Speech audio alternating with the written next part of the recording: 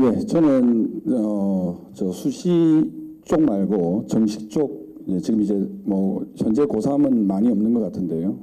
정시 쪽 설명하고 그다음에 굉장히 궁금해하시는 표준 점수 같은 거, 예, 설명 좀 해드리겠습니다. 아주 짧게. 그리고 조금 전에 한 원장님이 뭐 20년 전에 봤던 서울대 학생 이야기 하셨는데, 저희 친구, 저 서울대 20년 전에 서울대 다닌 친구가 왔는데 굉장히 섭섭하겠습니다.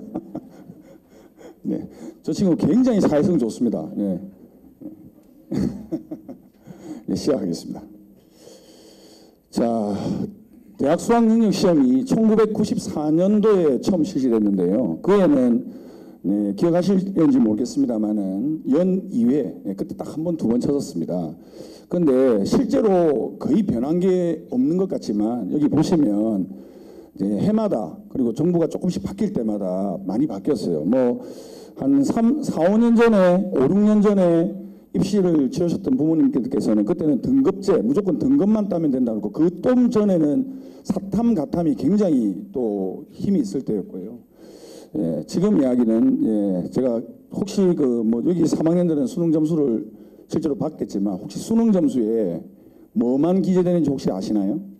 예, 표준 점수랑 그 다음에 100분이랑 등급 딱 이 세 개만 주어집니다. 물론 과목별로요. 그러니까 무슨 말이냐면 어머니들이 소위 말하시는 400점 만점의 원점수는 기재가 안 됩니다. 그래서 언론들이 하루 전날 또는 그날 만점자 발표에 오류가 생기는 이유가 표준 점수를 보고 그거를 유추했다가 틀린 경우가 많죠. 실제로. 그래서 표준 점수를 좀 아셔야 하는데요. 자, 일단 등급은, 예, 내신 등급하고 수능 등급은 똑같습니다. 네, 9등급제로 이루어져 있고요. 그 다음에 표준 점수는 상위권, 중상위권, 상위권에서 주로 많이 쓰고 있고요. 100분위는 이제 중위권하고 중하위권에서 주로 많이 쓰는데요. 저 표준 점수와 100분위를 섞은 100분 변환 표준 점수가 또 요즘에 사용되고 있다는 것도 조금 이따 말씀을 한번 드리죠. 자, 표준 점수 여기 공식이 하나 나와 있는데 굉장히 간단하게 하나 설명해 드릴게요. 굉장히 간단하게. 일단 Z 점수를 구해야 되는데요. Z 점수. Z 점수는 어떻게 구하는 거냐면 자기가 받은 원 점수가 있죠. 네, 그게 X입니다. X. 분자의 X 보이시죠? 네. 그 다음에 M은 그 과목의 평균입니다. 평균은 다 아시지 않습니까? 그 학생들이 올해 64만 명 응시생들 중에 과목마다 응시생 중에 다르겠지만 그 점수를 다 더해서 64만 명으로 나눈 게 평균입니다. 그렇죠? 네. 그 다음에 이제 문제는 저 분모에 있는 표준 편차입니다. 네. 표준 편차. 깎아봐. 표준 편차는 자 A반에 3명이 있습니다. 3명입니다. 3명. B반도 3명. 3점 만점 시험에 A반은 다 2점씩을 3명이 다 받았어요. 다 2점. 그럼 평균은 얼마죠?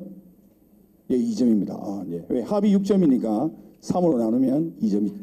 근데 B반은 한 명은 1점, 한 명은 2점, 세 번째 사람은 3점을 받았습니다. 평균은 얼마일까요? 예, 평균은 똑같이 2점입니다. 왜? 합이 6점이니까. 그러면 평균은 같은데요. A반은 평균에서 흩어져 있는 정도가 제로입니다. 그죠?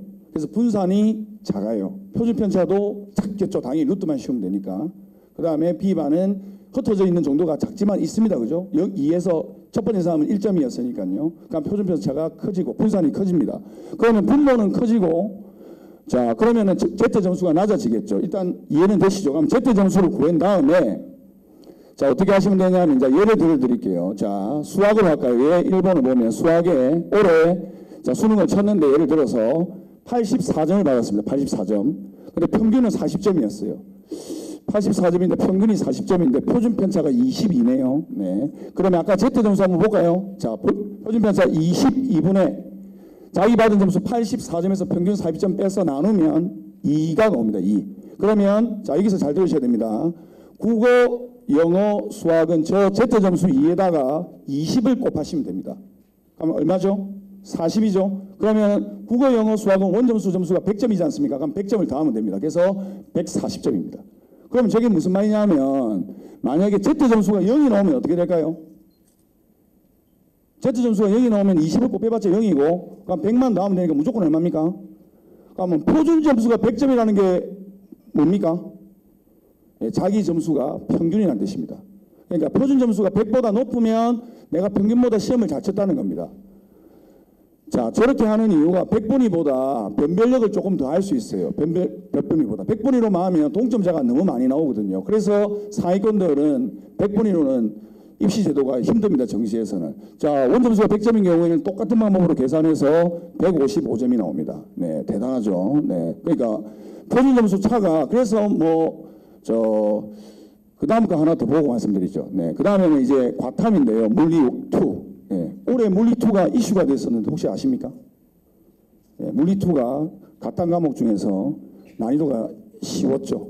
네. 그래서 100점을 받아도 표준 점수가 67점입니다. 67점. 50점 만점이거든요. 과탐은. 그래서 50을 더하는 거죠. 마지막에. Z 점수에다가는 아까 국어, 영어, 수학은 몇 점을 곱한다고 했죠? 20을 곱한다고 그랬고, 과탐하고, 그 다음에, 예, 잠시만요. 네, 과탐하고 사탐은 10을 곱해서 계산을 합니다. 이해되셨죠? 그런데 이번에 화학2는 굉장히 시험이 어려웠습니다. 그래서 표준 점수가, 아까 물리2가 몇 점이었다고요? 67점이었는데 73점입니다. 몇 점 차가 납니까? 6점 차가 나죠? 그 6점 차가 지금 실감이 안 되실 것 같은데 서울대 의대랑 정시에서 연세대 의대는 표준 점수가 거의 1점밖에 차이가 안 납니다.